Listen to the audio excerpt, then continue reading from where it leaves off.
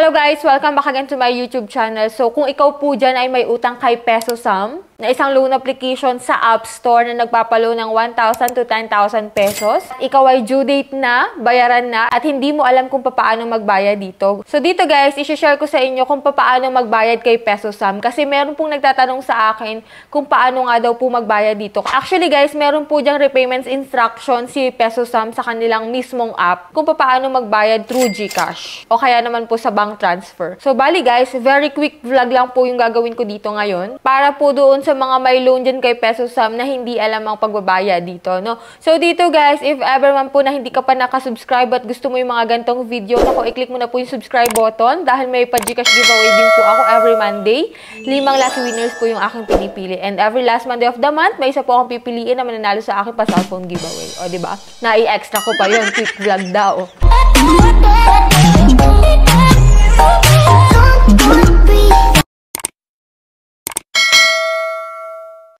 So, Pesosam po is 7 days lang po ito. At yes, after a week, magbabayad ka na po dito. If ever man na ganun ka at may loan ka dito, nako, ganito yung gawin mo guys, no?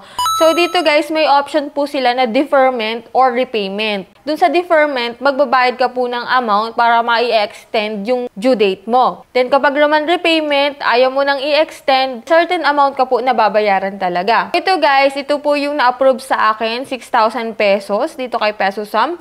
So, nakalagay dito na 120 days po siya. Pero, after 7 days, magbabayad po ako ng 5,968 pesos.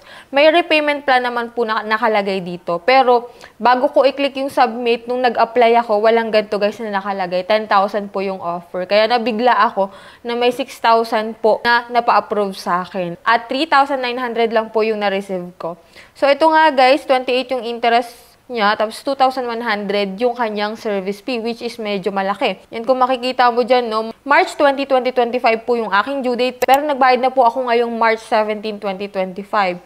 Kasi for sure, before the due date ko, o March 19 pa lang, magte-text na agad to sa mga contacts ko. Kaya, if ever man na may loan na kayo dito, magbayad na rin kayo kaagad, guys, no?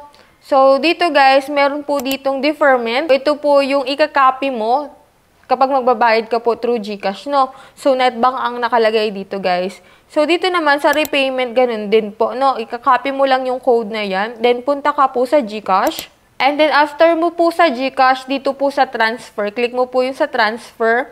And then, dito po, may pamimilian ka po kung local at international. So, click mo po yung local.